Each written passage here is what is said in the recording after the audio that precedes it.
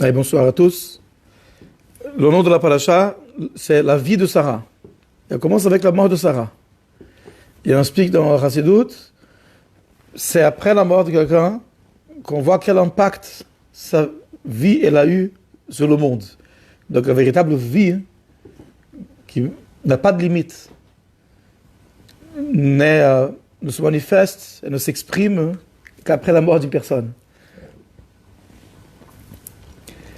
Pourtant, quand on voit les événements de la paracha, on a l'impression qu'au contraire, on est en train de trahir l'héritage et le message de Sarah. Pourquoi on dit ça? Juste après la mort de Sarah, donc Abraham, il va enterrer Sarah, c'est le début de la paracha. Et après, il se rend compte que son fils Yitzhak a déjà un certain âge, 40 ans, il n'est pas encore marié. Donc il fait venir une jeune fille avec des très bonnes méthodes, très bons traits de caractère, pour être l'épouse d'Yitzhak, de sa famille qui est Rivka. Quand Rivka arrive, avec Eliezer, elle se trouve sur le chameau, elle voit Yitzhak de loin. Et la Torah précise, bizarrement, Yitzhak, il venait du puits, de la source d'eau, la Chaïroi. Lorsque Rivka le rencontre, elle demande c'est qui cet homme-là, elle était très impressionnée. On lui explique, voilà, c'est Yitzhak, c'est votre futur mari, si vous voulez bien l'épouser. Et à ce moment-là, elle couvre sa tête, selon la tradition juive qui est restée jusqu'à aujourd'hui, qu'elle a kala, on voile sur le visage au moment du mariage. Et on peut se demander pourquoi la Torah s'arrête sur l'endroit duquel Yitzhak venait à ce moment-là. Il venait depuis de Chaïroi. Qu'est-ce que ça me fait quoi là? Qu'est-ce que ça rajoute dans le récit? Bon, Yitzhak, il se marie. Il dit, il aime Rivka. Et il se console après le décès de sa maman. Donc déjà, on commence à laisser Sarah un petit peu. On a ce sentiment, et voilà, ça y est, c'est du passé. Il y a une nouvelle génération. Il se console avec son épouse. Bien. Par la suite, juste après, Abraham, il se remarie. C'est marqué, Vayosef Abraham, Vaikar Isha, Ushma Ktura. Abraham s'est remarié avec une femme appelée Ketura. Et Chachamim nous disent, il s'agissait d'Agar, la servante de Sarah, avec qui il a eu un enfant Ishmaël, et que, sur la demande de Sarah, comme on verra par la suite la raison, il a chassé de la maison. Et Agar et Ishmaël. Et d'un coup, quand Sarah décède, Abraham il va épouser Agar de nouveau. Pourquoi elle s'appelle Ketura? Chachamim disent parce que ces actes sont agréables comme l'encens, Ketoret. C'était comme une tzadeket. Nous, on lui en veut, à cause de ce qui se passe aujourd'hui, quand on est dans un public juif, dès qu'on dit Ishmaël ou Agar, les gens ils commencent à s'hérisser les poils. Mais la Torah elle ne les accable pas. Au contraire, la Torah dit des très belles choses sur ces deux personnages. À nous déplaise, mais ça ne vous plaît pas, je sais que ça va m'enlever les likes de la vidéo. Je ne peux rien faire, la vérité c'est telle quelle. Je ne vais pas dire des choses pour avoir plus de likes. La Torah, elle est fan de Agar, bon, Ishmaël moins, mais comme on verra par la suite, il finit bien, très bien son histoire, Ishmaël. Ishmaël lui-même. La Torah dit que Ketura n'est nul d'autre que Hagar. La Torah avait déjà fait l'éloge d'Agar, d'ailleurs. La Torah avait déjà parlé qu'Agar était une princesse, Chachamim, des sages, était une princesse égyptienne, fille du pharaon. Mais quand elle a vu Abraham, comme il était un saint, comme il était un homme pieux, un sage, il incarnait un message tellement positif. Et donc, elle a dit, je préfère être une esclave, une servante dans cette maison d'Abraham qu'une reine dans la maison de mon père. Donc, elle s'est jointe à Abraham en tant que servante. Tout le monde n'est pas prêt à échanger son statut, sa position, son honneur pour s'attacher à la vérité, quitte à avoir un rôle secondaire et inférieur. Tout le monde n'a pas cette capacité, cette sincérité. Agar avait.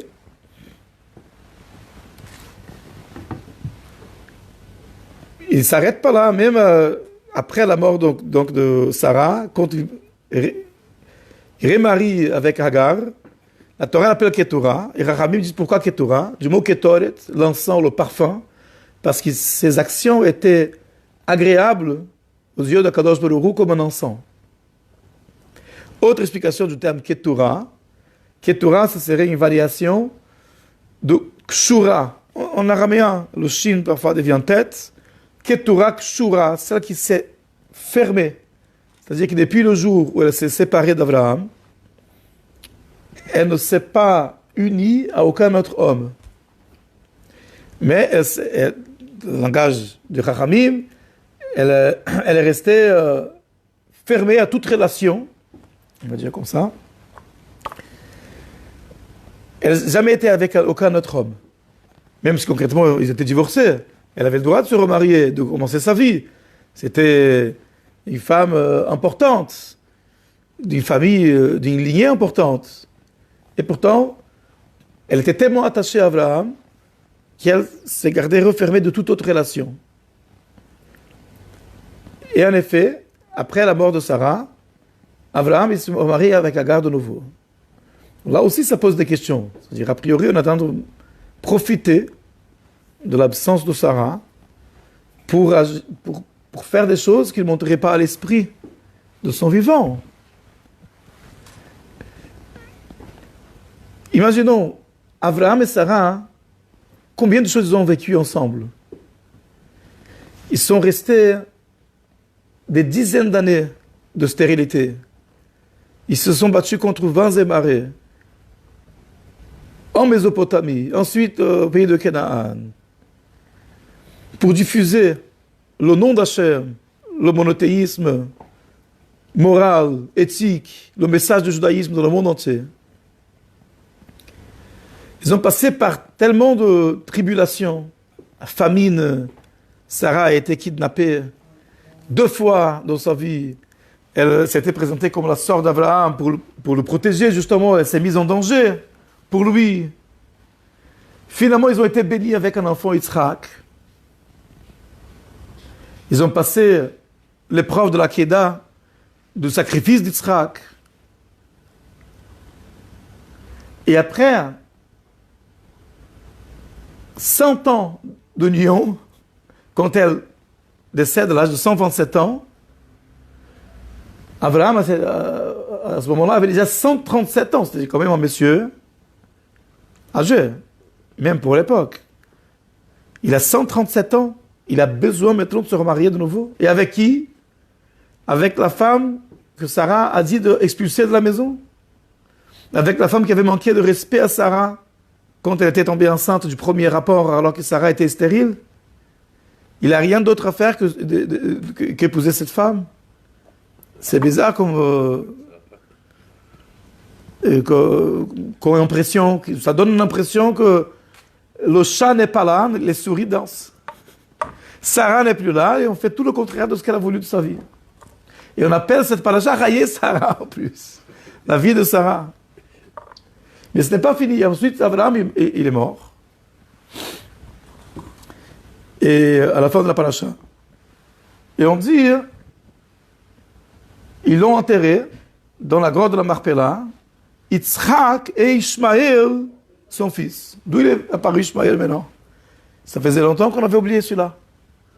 Ishmaël, on l'a expulsé de la maison. Parce qu'il menaçait la vie de Yitzhak. il se comportait mal. Il a dit sur le verset, Sarah, elle a vu Ishmaël qui jouait avec son fils Yitzhak. Yitzhak était âgé de 10 ans à l'époque. Jouait, Rashi dit, il lui faisait d'arc en flèche, en mettant Yitzhak comme cible, en disant, je suis en train de jouer. Mais il menaçait sa vie.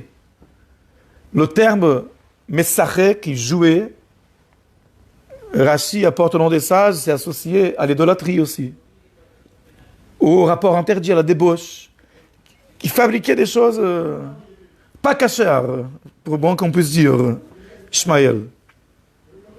Donc la raison pour laquelle Sarah a dit à Abraham, expulse le fils de cette servante de chez nous. Et c'est ce qu'il a fait finalement Abraham. Kadosh Baruch Hu a dit, écoute ce qu'il te dit ta femme Sarah, expulse-le. Donc il était disparu, ça faisait longtemps. Et d'un coup, maintenant, il revient. Qu'est-ce qui débarque, Ishmaël? Autre chose intéressante, c'est qu'Yitzhak apparaît dans le verset avant Ishmaël. Ils l'ont enterré, qui l'a enterré? Yitzhak et Ishmaël. Et là, j'explique qu'Ishmaël a laissé Yitzhak marcher en premier devant lui. Et de là, on apprend qu'Ishmaël a fait tchouva. Il a reconnu l'importance, la spécificité d'Yitzhak. Mais où est-ce qu'ils sont en contact? On n'entendait plus parler d'Ishmaël. Ça faisait longtemps. Et là, je dis, ça c'est la bonne vieillesse qu'Hachem avait promis à Abraham, c'est le fait d'avoir ses enfants réconciliés. Qu'avant de mourir déjà, Ishmaël avait fait tchouva, il avait reconnu la spécificité de Yitzhak, et ça a procuré satisfaction à Abraham de voir que ses deux enfants, ils se sont réconciliés. Au moment qu'ils montent son enterrement, ils l'ont enterré ensemble, et Ishmaël a fait kavod à Yitzhak. Mais ça aussi, ça semble le contraire de la volonté de Sarah, parce que Sarah voulait Ishmaël dehors, out. Elle a banni. Elle n'a pas dit en faire tchouva. A priori, pour Sarah, Ishmaël n'avait pas de réparation, c'était un danger, il faut juste le mettre dehors. Et là, d'un coup, après la mort de Sarah, on voit Ishmaël revient dans la famille.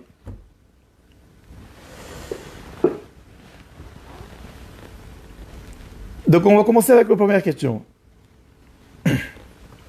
On avait dit pourquoi la Torah signale qu'Yitzhak venait lorsqu'il a rencontré Rivka.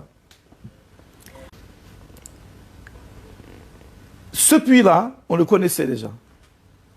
C'est l'endroit où l'ange est apparu à Agar. Il lui a donné la nouvelle de la naissance d'Ishmaël. Quand elle avait été expulsée de la maison, et l'ange est apparu dans cet endroit, Be'er Lachai Roi, le puits du Dieu vivant. Où Roi veut dire j'ai vu. Chai, celui qui est vivant. Be'er Lachai Roi, c'est-à-dire là où j'ai vu le Dieu vivant. Agar a eu une vision d'un ange qui lui disait ne désespère pas, ne t'inquiète pas. Je te montre, il y a une source d'eau, tu ne vas pas mourir de soif. Et tu vas enfanter un garçon qui sera une grande nation. Et il a prévu la naissance d'Ishmaël. Et donc après, quand Agar a été expulsée de la maison, elle est restée à côté de cette région. Parce que c'était un endroit béni, un endroit où elle a eu une vision prophétique. Donc quand Yitzhak, il vient de cet endroit, Be'er Lachai Roi, c'est pas par hasard. Déjà, la Torah, elle dit pas simplement il venait, mais Yitzhak ba mi bo Be'er Lachai Roi. Yitzhak, il venait de venir. Ce qui signifie qu'il allait là-bas souvent. Parce qu'Yitzhak a toujours gardé contact avec Ishmaël. Même après qu'il a été expulsé de la maison. Et à l'occasion, quand on dit qu'il venait de cet endroit, Rashi explique sur ce verset, il est allé ramener Hagar pour qu'elle épouse de nouveau son père Abraham. Après la mort de Sarah. Donc, Abraham s'occupait de trouver un parti pour Yitzhak, et Yitzhak il s'occupait de son père. Mais ça semble être une trahison. Yitzhak lui-même, même toi Brutus, même Yitzhak, c'est toute la raison pour laquelle Sarah, elle a fait tout ce remue-ménage, elle a exigé qu'on expulse Agar et Ishmaël de la maison pour protéger l'intégrité physique et spirituelle de Yitzhak. Mais donc Yitzhak lui-même, il amène Hagar, après la mort de Sarah, il amène Hagar à la maison.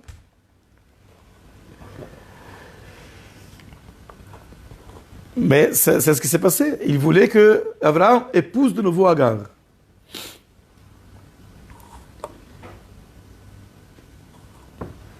Et en vérité, les sages disent qu'Abraham n'a jamais coupé le contact avec Ishmaël. Même après qu'il a été expulsé de la maison, le Midrash raconte que Abraham est allé visiter son fils. Il est parti de la maison, a fait un voyage. Je ne sais pas s'il a dit à Sarah ou pas, mais du vivant de Sarah, il allait dans ces endroits-là, aller voir qu'est-ce qui se passe avec son fils Ishmaël. Il y a un Midrash appelé Pirkei de Rabbi Eliezer, qui était composé par Rabbi Eliezer ben Orkanus, disciple de Rabbi Yochanan ben Zakkai. Dit comme ça, Ishmaël, il a épousé une femme de Moab, du peuple de Moab. 3 ans après qu'il avait expulsé, Abraham est allé le voir.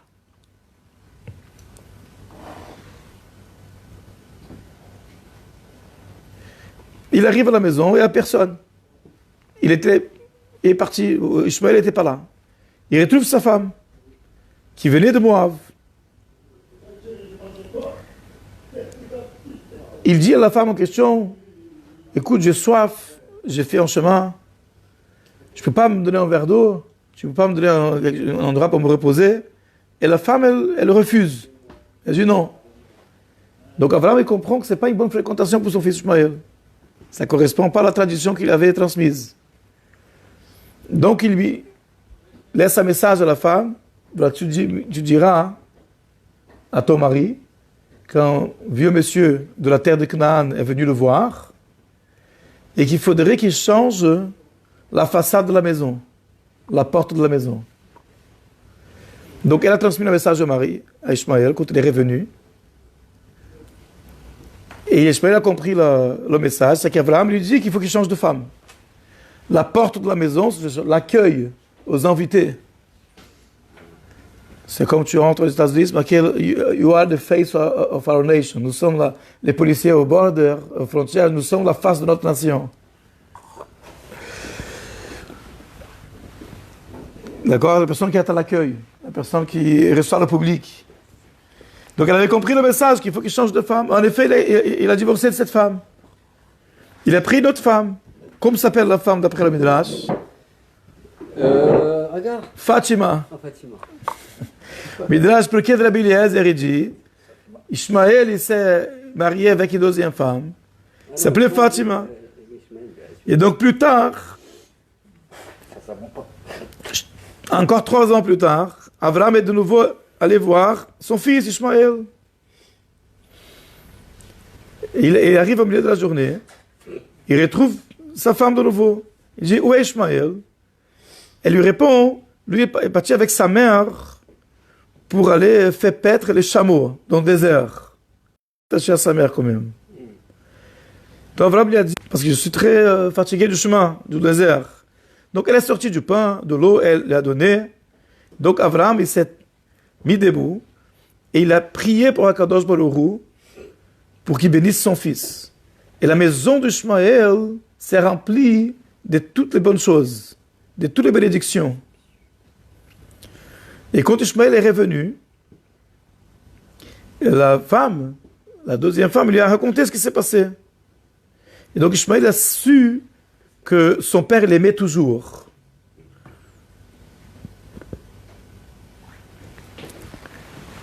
Donc,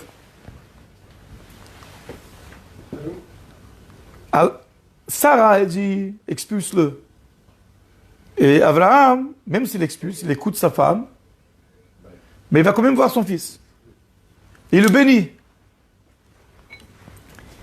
Et lorsque Sarah décède, c'est Yitzhak avec Abraham qui ramène Agar dans la famille et Ishmaël de nouveau il fait tchouva. Donc ce qui se passe ici, c'est la chose suivante. Dans le judaïsme, il y a deux dimensions. D'une part, rester juif, garder sa propre identité, se protéger des influences extérieures.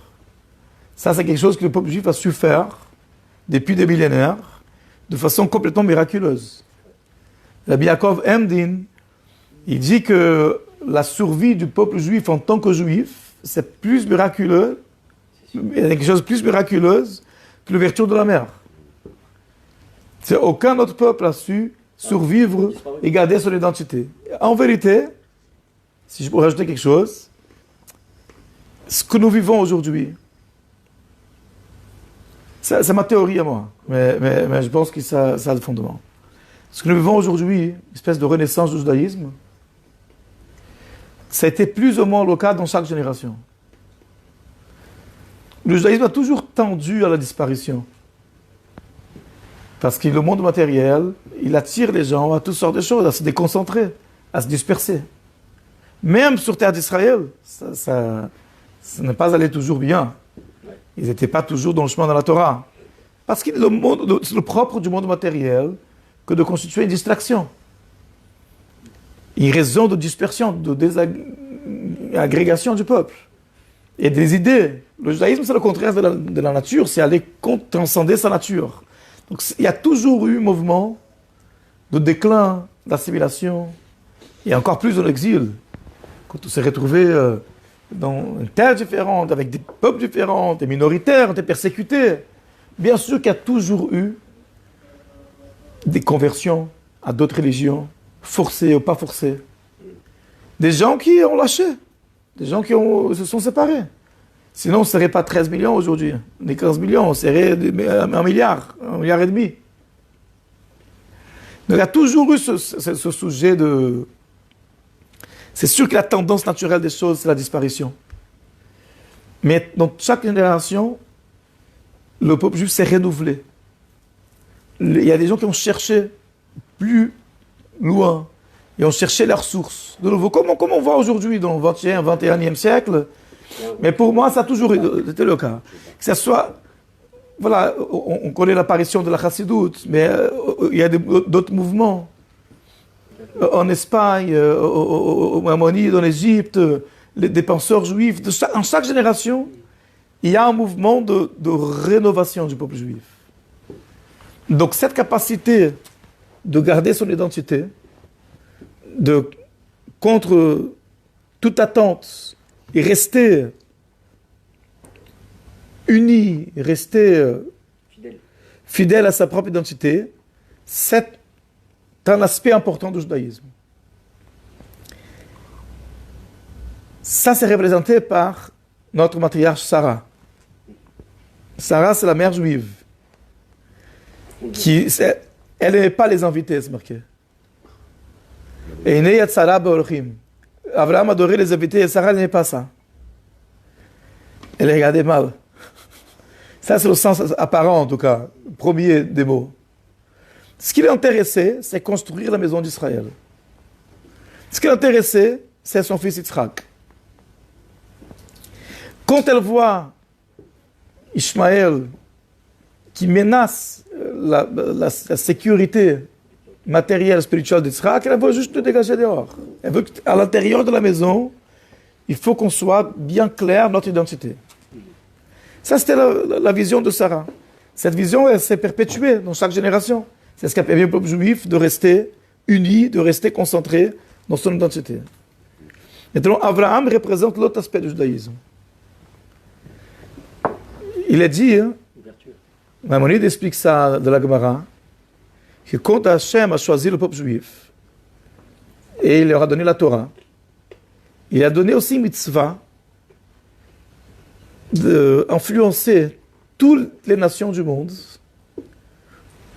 d'accepter les 7 commandements universels. Akadosh Baruch Hu a donné des commandements universels à tous les humains qui garantissent une civilisation éthique, morale, attachée à son Créateur.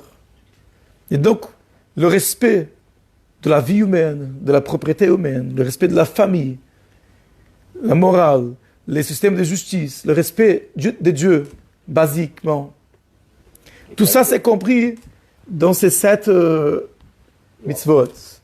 Et le peuple juif, c'est pas facultatif.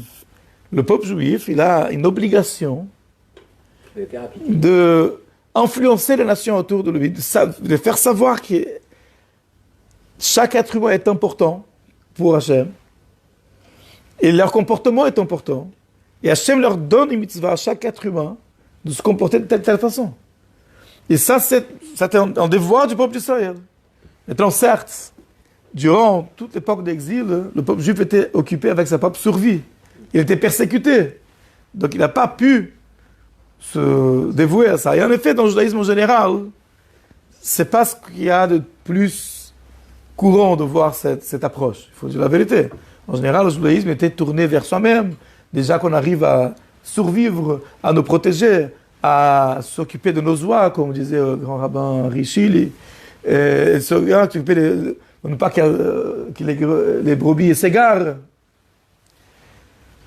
Mais c'est une tradition de l'exil, ça. La vérité, aujourd'hui, on a plus la possibilité de nous adresser aux autres nations, apporter une influence. Le Rabbi a beaucoup insisté sur ça. Son message n'a pas été tellement... Je dirais, il n'y a pas eu beaucoup de retours. Concrètement, on reste très occupé avec le peuple juif lui-même, à tort ou à raison, c'est la force de la réalité. Mais ce qu'on peut constater, c'est que le Rabbi a accordé beaucoup d'importance à ça. On a quand même un devoir vis-à-vis des autres de partager les fondements de la Torah. Pas d'être prosélyte, pas de diffuser le judaïsme, de faire les autres adopter notre religion, parce que la Torah ne croit pas que tout le monde doit être juif. Mais oui, de partager les principes, les valeurs morales de la Torah, qui sont articulés dans ces 7 commandements que Dieu adresse à chaque être humain. Donc, c'est une chose qui existe dans le judaïsme, c'est partie intégrante, même si on n'est pas très habitué. Le Sforno, sur la parashat Yitro, il dit, ça c'est le sens des mots, vous serez pour moi un royaume de prêtres et un peuple saint. C'est quoi un royaume de prêtres? Mamleret Kohanim. Tout le monde n'est pas Kohen. Ça veut dire que le peuple juif doit être des leaders spirituels pour toute l'humanité. Comme un Kohen est pour le peuple juif, c'est les Kohanim pour les restes des nations. Donc on a une responsabilité de faire un travail auprès de toute l'humanité.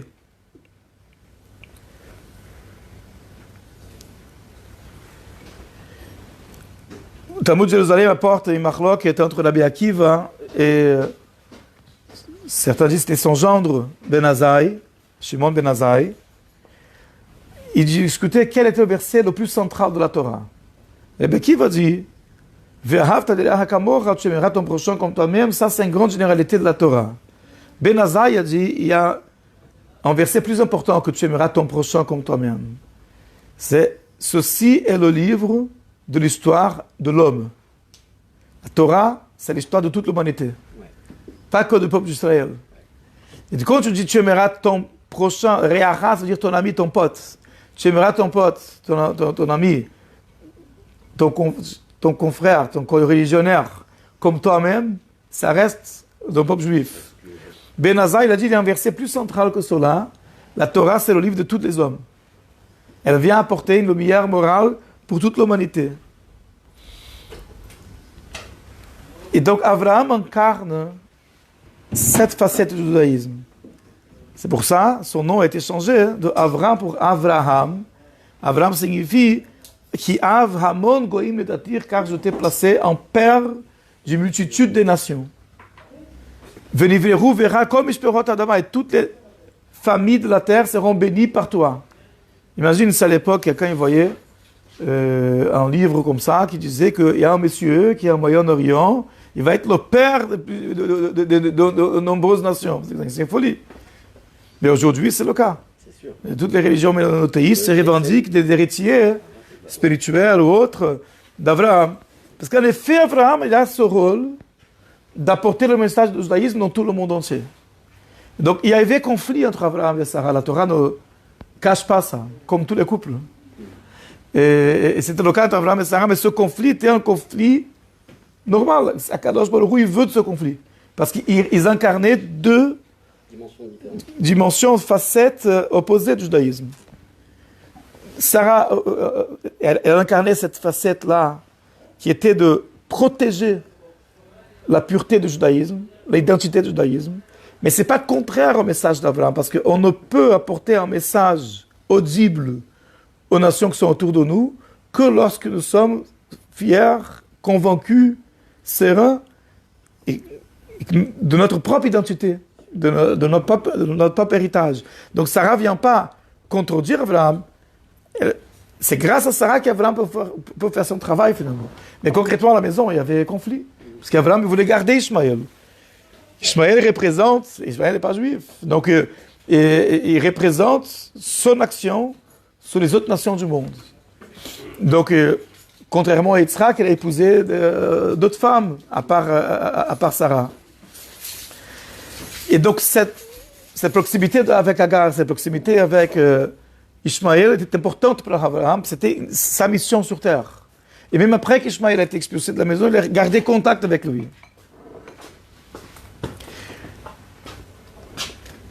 Concrètement, dans la dispute entre Abraham et Sarah, Kadosh Baruch Hu a donné raison à Sarah. Parce que justement, tout d'abord, il y a une priorité de garder notre propre identité pour ensuite pouvoir apporter un message aux autres. Mais l'aspect d'Abraham n'a pas été évaporé, ça n'a pas disparu. Donc c'est pour ça qu'il a gardé toujours contact avec Ishmaël. Et dès qu'Israël est décédé, Yitzhak était le fils des deux.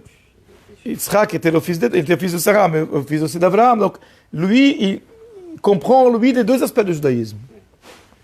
Donc, il a dit, maintenant que maman n'est pas là, il faut que... Et Yitzhak était déjà un grand, il a 40 ans, il se mariait. Il n'allait pas se faire influencer par Ishmaël, comme Sarah craignait. Lui, il est allé tout seul, aller prendre Hagar pour ramener à Abraham. Il y a une chose intéressante, ça relève plus de la Kabbalah, la valeur numérique de Hagar, de 108, c'est la même de Yitzhak, bizarrement, qui est liée avec la sphira de Gvura, de rigueur. Et c'est lui qui amène Hagar parce qu'il est conscient qu'une fois que le travail de Sarah a été lancé, que la maison d'Israël est construite, qu'il y aura un mariage entre Yitzhak et Rivka, il faut maintenant s'occuper aussi d'une influence plus large parmi toutes les nations du monde. C'est pour ça qu'il amène Hagar. Et ça, c'est la raison pour laquelle Abraham se remarie à l'âge de 137 ans. C'est pas une question de ne pas rester célibataire, je pense qu'il pouvait se débrouiller, mais spirituellement, c'était important pour lui d'avoir une influence sur les autres nations. Et c'est la raison pour laquelle, en effet, la Torah précise qu'Ishmaël a fini par faire tchouva et faire kavod à Yitzhak. Parce que ce travail-là d'Abraham, ensuite d'Yitzhak, de faire que le judaïsme rayonne autour également, pas seulement au sein du peuple juif, ça a fini par payer que Ishmaël a fait tchouva, il est revenu vers Hachem, il a reconnu même la spécificité d'Yitzhak. D'ailleurs, il y a des rabbanim dans la Mishnah qui s'appelle Ishmaël, Rabbi Ishmaël. Aujourd'hui, c'est pas tellement la mode. Quelqu'un, il va faire une circoncision, il va appeler son fils Ishmaël. Les gens, ils vont appeler le SPCJ. Mais voilà. Mais il n'y a rien de mauvais dans son nom. Quant à Ishmaël, quand il est décédé, il avait fait tchouva, parce que justement, le judaïsme, il est un équilibre entre ces deux approches. Il y a certes ce qui est le fondamental, le premier, c'est forger une identité juive claire, pas ambiguë. Mais ensuite, et grâce à cela, justement, avoir une voix qui porte, dans le monde entier, apporter une influence des valeurs de Torah, de cette mitzvot universelle pour toute l'humanité.